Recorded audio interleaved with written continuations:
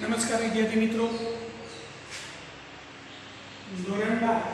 विषय आंकड़ाशास्त्र chapter number 2 सूर्य सहसंबंध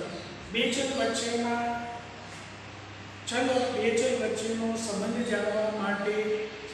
બે ચલ વચ્ચે કયા પ્રકારનો સંબંધ છે જેને જાણવા માટે આપણે જુદી જુદી સહસંબંધની રીતોનો આપણે અભ્યાસ કરી રહ્યા છીએ। એમાં બે રીતોનો આપણે અભ્યાસ પૂર્ણ કર્યો। પહેલી રીત આપણે વિકર્ણ આકૃતિની રીતની વાત કરી, બીજી રીત આપણે અભ્યાસમાં લીધી કાર્લ પિયર્સનની ગુણન પ્રકારની રીત। એમાં મોટાભાગના સૂત્રોનો આપણે ઉપયોગ કર્યો। સ્વાધ્યાય 2.2 માં જે દાખલાઓ આવતા હતા એનો પણ આપણે અભ્યાસ કર્યો। હવે બે ચલ વચ્ચે કયા પ્રકારનો સંબંધ રહેલો છે એ જાણવા માટેની ત્રીજી રીત એટલે ચાર્લ્સ એડવર્ડ સ્પીયરમેનની ક્રમાંક સહસંબંધકની રીત આપણે અભ્યાસમાં લઈએ છીએ।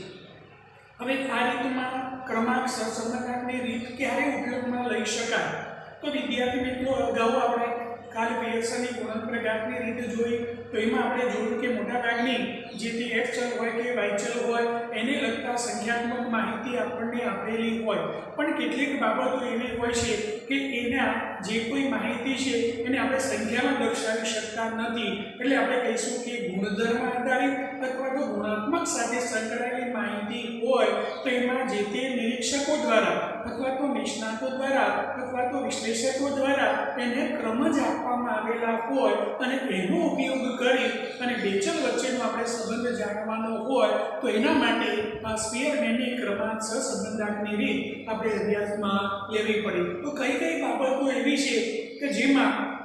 સ્પીયરમેનની ક્રમાંક સહસંબંધકની રીત ઉપયોગમાં લઈ શકાય તો જુઓ વિદ્યાર્થી મિત્રો, કેટલીક વખતે સુંદરતા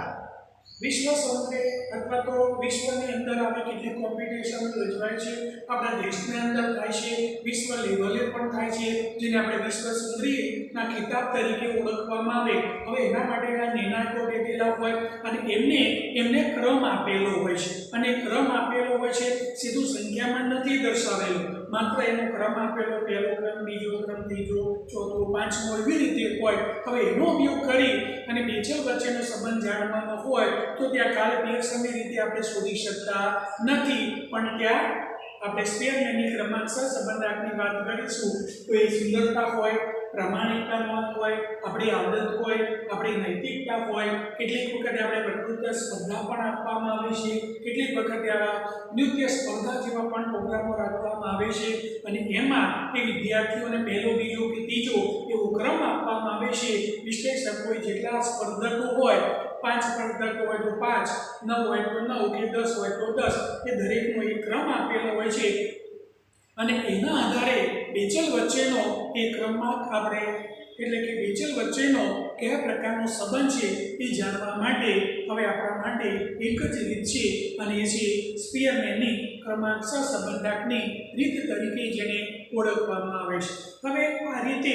જે ક્રમાંક આપેલા છે, જે કોઈ નિર્ણાયકો દ્વારા અથવા તો જે કોઈ વિશ્લેષકોએ આપેલા છે એ ક્રમને આપણે સીધા જ rx અને ry ના સ્વરૂપમાં લેવાનો થશે। એટલે પહેલા સ્પર્ધકને જે ક્રમ આપ્યો હોય એને આપણે rx તરીકે લઈશું અને બીજા સ્પર્ધકે જે કોઈ આપેલા છે નિર્ણાયકે એને આપણે ry તરીકે લઈશું અને એનો ઉપયોગ કરી અને આપણે d મેળવીશું। એટલે માનો કે પહેલા ક્રમાંક દ્વારા આપવામાં આવેલો હોય તો એને આપણે rx સ્વરૂપમાં લેવામાં આવશે, બીજા નિર્ણાયકે આપેલા હોય એને આપણે ry તરીકે લઈશું અને એના આધારે આપણે શું મેળવીશું વિદ્યાર્થી મિત્રો? d। હવે d કેવી રીતે મેળવવામાં આવી છે લગત આપણે કહીશું તો ત્યાં શું આવશે? rx ry। પહેલા જે નિર્ણાયક ક્રમ આપેલો છે એમાંથી બીજા નિર્ણાયકના ક્રમને આપણે બાદ કરવામાં આવશે એટલે d કેવી રીતે મેળવાય? rx ry આપણે લઈશું અને એના આધારે d મેળવાય અને છેવટે શું મેળવવામાં આવશે? d² મેળવવામાં આવશે। એટલે જે d મેળવેલો છે, માની લો કે અહીંયા પહેલાનો 5 આપ્યો તો પહેલાને 5મો ક્રમાંક આપ્યો છે, પહેલા બીજા નિર્ણાયકે એને બીજો ક્રમ આપ્યો છે, બંનેનો તફાવત કેટલો આવશે? 5માની ક્રમે 2 બાદ કરશો એટલે 3 મળશે। હવે d² એટલે શું? તો 3 નો વર્ગ થશે। એટલે આપણને 9 મળશે. તો આવી રીતે દરેક જેટલા સ્પર્ધકો હોય પહેલા નિર્ણાયક દ્વારા Rx, બીજા નિર્ણાયક દ્વારા Ry, એના આધારે d મેળવીશું અને છેવટે d² મેળવી લઈશું. તો આવી રીતે હવે એના માટેનું આ સૂત્ર આપણે યાદ રાખીશું. તો સહસંબંધાંક શોધવા માટેનું સૂત્ર છે r બરાબર 1 - 6 સિગ્મા d² upon n કૌંસમાં n² - 1. આનો ઉપયોગ કરી અને આપણે જે તે દાખલાની ગણતરી કરી દઈશું. બિલકુલ સરળતાથી ગણી શકાય એવો જ છે. એટલે કેટલીક વખતે ક્રમ સીધા આપી દીધેલા છે, કેટલીક વખતે ક્રમ તમને નહીં આપેલા હોય, નથી આપેલા તો ત્યાં તમારે ક્રમ આપવાના થશે. તો એ ક્રમ આપવામાં શું? તો સૌથી મોટી સંખ્યા હોય, માની લો કે બે વિદ્યાર્થીઓએ આંકડાશાસ્ત્રને નામામાં મેળવેલા ગુણ છે, તો ત્યાં તમે શું કરો? માની લો કે 10 વિદ્યાર્થી છે, તો સૌથી વધારે આંકડાશાસ્ત્રમાં મેળવનાર ગુણ તો એને પહેલો નંબર, ત્યાર પછી એનાથી ઓછા ગુણ મેળવનારને બીજો નંબર, એનાથી ઓછા ગુણ 3. તો આવી રીતે 10 એ 10. એવી રીતે નામામાં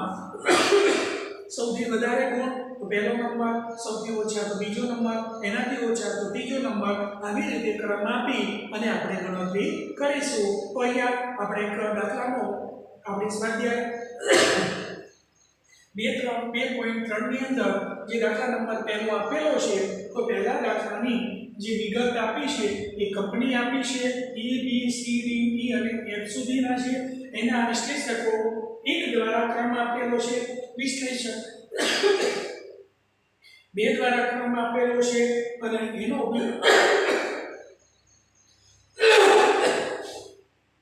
એનો ઉપયોગ કરી અને આપણે D મેળવવાનો થશે. આ સીધો જ ક્રમ છે, ધ્યાન રાખજો.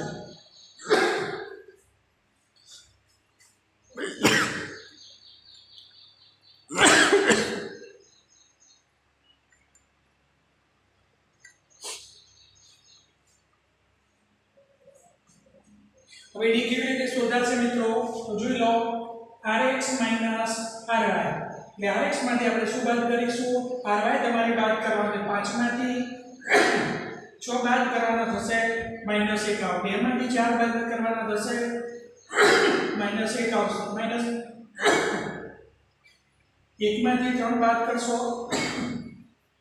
-2. 4 માંથી 2 બાદ કરશો 2. 3 માંથી 1 બાદ કરશો 2 અને 6 માંથી 5 બાદ કરશો એટલે 1 આવશે. હવે સીધો જ આપણે શું લઈશું? d². -1 નો વર્ગ એટલે 2 નો વર્ગ એટલે 4, -2 નો વર્ગ એટલે 4, 2 નો વર્ગ એટલે 4, 2 નો વર્ગ એટલે 4 અને 1 નો વર્ગ એટલે 1 જ આવશે. તો અહીંયા બધાનો એ તમારે સરવાળો કરી લેવાનો. 4 4 8 4 12 16 17 અને 18 સિગ્મા d² બરાબર કેટલો આવશે? 18. આ તમે જોશો તો આનો જે સરવાળો છે સિગ્મા d તો મોટા ભાગે એ તમને 0 જ મળે. તો આવી રીતે આપણે ગણતરી બતાવીશું, ભૂલ ન થાય એવી રીતે લઈશું. હવે જો એને સૂત્રમાં કેવી રીતે ઉપયોગમાં લેવાનું છે એ બરોબર જોઈ લો. સૂત્ર ધ્યાન રાખજો, r બરાબર 1 - કેટલીક વખતે આ વિદ્યાર્થીઓ 1 લખવાનું ભૂલી જાય છે, પણ 1 - 6 સિગ્મા d² n કૌંસમાં n² - 1 છે. એટલે આપણે 1 - એટલે આ બધાનો સાદુરૂપ આપી જે કિંમત મળે 1 માંથી બાદ કરવાનું છે. જો 1 લખવાનું ભૂલશો તો દાખલો ખોટો પણ બની શકે. તો આપણે 1 - 6 તો લખીશું. સિગ્મા d² કેટલો મળે છે? તો 18 મળે છે. તો એની સાથે ગુણાકાર આપણે કરી લઈશું. n એટલે કેટલા શેરોની વાત છે? 1 2 3 4 5 અને 6. n બરાબર આપણે 6 લઈશું. તો અહીંયા 6 આવશે, અહીંયા આવશે 6 નો વર્ગ અને -1. આપણે 1 - તો આપણે વધારીશું જ. 18 × 6 કરશો તો 108 આવશે. 6 છે, અહીંયા 6 નો વર્ગ એટલે 36. ફરીથી 108 લખીશું અને અહીંયા 6 અને 35, અહીંયા 36 માંથી 1 બાદ કરશો એટલે 35 આવશે. તો 1 - 108 આવશે અને આનો ગુણાકાર કરશો તો મને સૂત્ર પ્રમાણે એ 210 આવે. હવે 108 ભાગ્યા તમે 210 કરશો તો અત્યારે તમને સીધો જવાબ આવશે 0.51 અને 0.51 માટે r બરાબર સીધો 0.49 ડી કેવી રીતે મેળવાય બરોબર સમજી લેજો જ્યાં ક્રમ આપેલા છે એને સીધો જ આપણે સંકેત rx અને બીજાના ક્રમ આપેલા છે સીધો જેને ry કહીશું એટલે દાખલો આપેલો હોય ત્યારે તમારે ક્રમ લખેલા છે તે માત્ર ચલ કિંમત જ આપેલી છે જોઈ લેવાનું જો ક્રમ આપેલા હોય તો પછી એને ક્રમ આપવાના ફરીથી અહીંયા તમે rx ને ry ના શોધતા એટલે કે 6 તો પહેલો નંબર 5 ને બીજો નંબર એવું નથી કરવાનું અહીંયા તમારે જોઈ લેવાનું દાખલામાં ક્રમ આપેલો હોય તો rx લઈ લેવાનો બીજા વિશ્લેષણનો જે ક્રમ આપેલો છે એને ry લઈ લેવાનો સીધો જ તમારે d લેવાનો d બરાબર શું rx ry લઈ લેજો rx માંથી ry બાદ કરશો છેવટે તમારે d2 લેવાનો થશે જે d મેળવ્યો છે એનો વર્ગ લેવાનો છે એનો સરવાળો કરી લઈશું આપણું જે સૂત્ર છે સૂત્રને ધ્યાનમાં રાખજો 1 - 6 સિગ્મા d2 / n2 - 1 ત્યાર પછી જે કિંમત આપી છે તે અહીંયા કેટલા શહેરોની વાત આપેલી છે 6 શહેરોની વાત છે n બરાબર આપણે 6 લઈશું અને એના આધારે તમારે સાદુરૂપ ક્રમશઃ આપતા જવાનું એટલે છેવટે તમને 0.49 મળશે હવે એનો જ આપણે ત્રીજો દાખલો અભ્યાસમાં લઈએ છીએ તો જુઓ એક રાજ્યના ટાઉન પ્લાનિંગ સમિતિએ કરેલા સર્વે પરથી નીચે મુજબ માહિતી મળે છે શહેરો આપેલા છે જુઓ A B C D અને E હવે એમાં વસ્તી આપી છે વિદ્યાર્થી મિત્રો ભાગમાં પહેલામાં 57 લાખ 45 લાખ 14 લાખ 18 લાખ અને 8 લાખ આપી છે હવે વસ્તી વધારાનો દર આપેલો છે 2%, 20%, 10%, 15% અને 5%.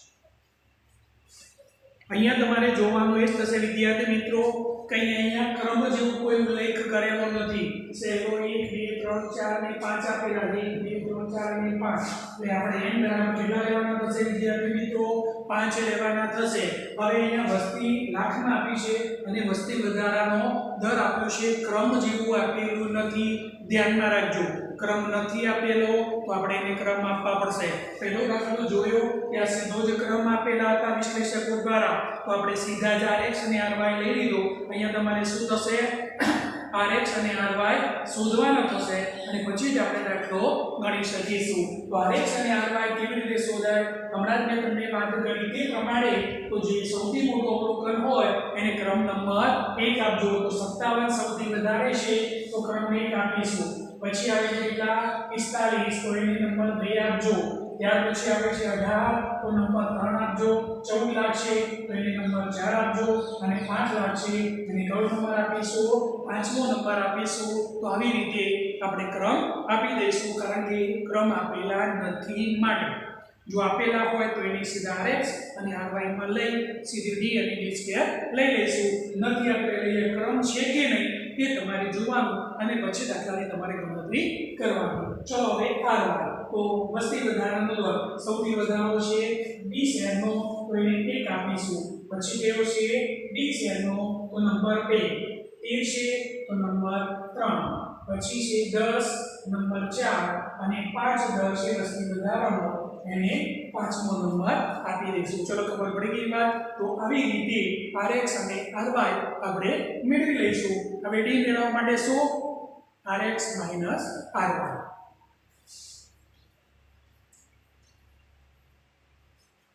એટલે rx માંથી ry બાદ કરો 1 માંથી 3 બાદ કરશો -2 2 માંથી 1 બાદ કરો 1 4 માંથી 4 0 3 માંથી 2 બાદ કરો 1 અને 0 તો મોટા ભાગે જે d છે તો આપણે 0 સરવાળો કરો ના કરો કોઈ લખી લેવાનો નથી હવે આપણે સીધો જ d2 લઈ લઈશું શું હશે 2 નો વર્ગ 4 1 નો વર્ગ 1 0 1 અને 4 तो सिग्मा d2 बराबर કેટલા મળશે 10 આપણને મળે 4 ને 5 ને 6 4 10 તો આવી રીતે સિગ્મા d2 આપણે શોધી લઈશું હવે આપણે એને સૂત્રમાં એપ્લાય કરી દો સૂત્ર દરેક દાખલાની અંદર તમારે લખવાનું છે અને પછી તમારે એનું સાદુરૂપ આપવાનું છે તો 1 - 1 માઈનસ 6 તો આપણે લખી દઈશું ગુણ્યા સિગ્મા d સ્ક્વેર આપણે કેટલો શોધ્યો 10 n બરાબર કેટલા શેરોની વાત છે 5 તો 5 લખીશું કૌંસમાં 5 નો વર્ગ માઈનસ 1 આવશે ધ્યાન રાખજો h સ્ક્વેર આપેલો છે એ 5 નો વર્ગ અને માઈનસ 1 થશે તો 1 માઈનસ એટલે થશે 60 5 તો આપણે લખીશું 5 નો વર્ગ એટલે 25 અને 25 માંથી એક બાદ કરવાના 1 માઈનસ 60 અને 5 લખીશું 25 માંથી એક બાદ કરશો એટલે કેટલા આવશે 24 બરોબર તો 1 માઈનસ 60 24 ગુણ્યા 5 કરશો એટલે 120 60 ભાગ્યા 120 કરશો તો 1 માઈનસ 0.5 માટે r બરાબર જવાબ કેટલો આવશે r બરાબર 0.5 તો અહીંયા વસ્તી અને વૃષ્ટિ વૃદ્ધિનો દર બંને વચ્ચેનો જે સહસંબંધ છે એ 0.5 અહીંયા તમારે એટલું ધ્યાન રાખવાનું ક્રમ નથી આપેલા તો તમારે ક્રમ આપવાના થશે એટલે ક્રમ નથી આપેલા તો આપણે ક્રમ આપી દઈશું અને ક્રમ આપ્યા પછી આપણે એને પહેલાનો જે ક્રમ છે rx લઈશું બીજાનો જે ક્રમ છે ry લઈશું એના આધારે d શોધીશું અને છેવટે d સ્ક્વેર શોધ્યા પછી આપણું જે સૂત્ર છે સહસંબંધ શોધવા માટેનું r બરાબર 1 - 6 sigma d square upon n કોસમાં n square minus 1 એ સૂત્રનો આપણે ઉપયોગ કરી જે તે કિંમતો એપ્લાય કરશો અને એનું સાદું આપશો એટલે તમને જે તે સહસંબંધ મળી જાય તો અહીંયા આપણે આવી રીતે સહસંબંધ સ્પીયરમેનની રીતે શોધી શકાય એના વિશેની આપણે વાત કરી પણ હવે કેટલીક વખતે એવું બને વિદ્યાર્થી મિત્રો કે કેટલીક વખતે આપણને ક્રમ આપેલા નથી આપેલા હોય તો કોઈ પ્રશ્ન નથી આપેલા તો એવા સંજોગોમાં કેટલીક વખતે તમારે ક્રમ આપવા પડે જે આપણે દાખલા નંબર 3 માં જોયું પણ કેટલીક વખતે એવું પણ બને વિદ્યાર્થી મિત્રો કે કેટલીક બાબતોમાં માન લો કે 10 વિદ્યાર્થીઓ આપણે લઈએ બે વિષયમાં ગુણ વિદ્યાર્થીઓએ આંકડાશાસ્ત્ર અને નામમાં ગુણ મેળવેલા હોય એવું પણ બને કે કેટલીક વખતે બે વિદ્યાર્થીઓના ગુણ સરખા પણ હોઈ શકે એ આંકડાશાસ્ત્રમાં પણ હોઈ શકે એ નામમાં પણ હોઈ શકે બે વાળા પણ હોય બે પણ વિદ્યાર્થીઓ શકે એના કરતાં વધારે પણ હોઈ શકે તો આવા સંજોગોમાં શું તો એના માટે આપણે એને અવલોકન ગાંઠ તરીકે ઓળખીશું મિત્રો શું કહેવાશે અવલોકન ગાંઠ જેને આપણે ટાઈ કહીશું શું કહેવામાં આવે ટાઈ દાખલા તરીકે આપણે મેચ રમતા હોઈએ કોઈ इंटरनेशनल રીતે રમાતી હોય માની લો કે T20 રમાતી હોય અને પહેલી ટીમે 150 કર્યા હોય બીજી ટીમે પણ 150 કર્યા હોય તો આપણે ત્યાં કહીએ છીએ મેચનું કોઈ પરિણામ નથી મેચ ટાઈ થઈ છે એવું કહેવાય છે અથવા તેને અવલોકન ગાંઠ તરીકે ઓળખવામાં આવે હવે આવું થાય તો પછી એને ક્રમ કયો આપવો આ બાબત આપણે ધ્યાનમાં કે તો ઇન્ટરનેશનલ ક્રિકેટમાં જુદા જુદા રૂલ્સ રેગ્યુલેશન છે એ પ્રમાણેનો એ આપી શકે પણ આપણા માટે શું આપણે ક્રમ આપીને દાખલાની ગણતરી કરવી છે તો એના માટે તમે શું કરી શકો તો અહીંયા બરોબર તમારે ધ્યાનમાં રાખવાનું છે વિદ્યાર્થી મિત્રો કે જ્યારે અવલોકન ગાંઠ આવે અથવા તો એક કરતાં વધારે અવલોકનો રિપીટ થતા હોય પુનરાવર્તન થતા હોય માન લો કે પહેલા વિદ્યાર્થીને આંકડાશાસ્ત્રમાં 50 આવ્યા હોય છઠ્ઠા નંબરના વિદ્યાર્થીને પણ 50 આવ્યા અને નવમા નંબરના વિદ્યાર્થીને પણ 50 આવ્યા તો 50 ગુણ મેળવનાર 3 વિદ્યાર્થી તો હવે એને કયો નંબર આપવો કયો ક્રમ આપવો એ અવલોકન ગાંઠ તરીકે ઓળખવામાં આવે અથવા જેને ટાઈ તરીકે આપણે ઓળખીશું તો એના માટે અહીં આપણે એવી વ્યવસ્થા કરવામાં આવે કે એનો મધ્યક લેવામાં આવે અથવા તો જેને આપણે સરેરાશ તરીકે ઓળખીશું અને એનો ઉપયોગ કરી અને અહીંયા આપણે એનું સોલ્યુશન આપી શકીશું આવી બાબતો કેટલીક વખતે તમારે અભ્યાસમાં આવે તો એને કેવી રીતે સોલ્વ કરવું એ બરોબર ધ્યાનમાં રાખજો કેટલા અવલોકનો છે અને કેવી રીતે એનો ઉપયોગ કરી શકાય તો એ તમારે ધ્યાનમાં રાખવાનું થશે માની લો કે અહીં આપણે બુકમાં જ આપેલું છે એ તમે જુઓ માની લો કે બે એક ચલો આપેલા છે અને એમાં આપેલું છે ઉદાહરણમાં 37 60 42 78 42 50 66 42 અને 60 અહીં જુદા જુદી બાબતોમાં કોઈ વિદ્યાર્થીએ આ પ્રકારના ગુણ મેળવેલા છે અને એના લગતી વિગત આપણને આપવામાં આવેલી છે. હવે એનો ઉપયોગ કરી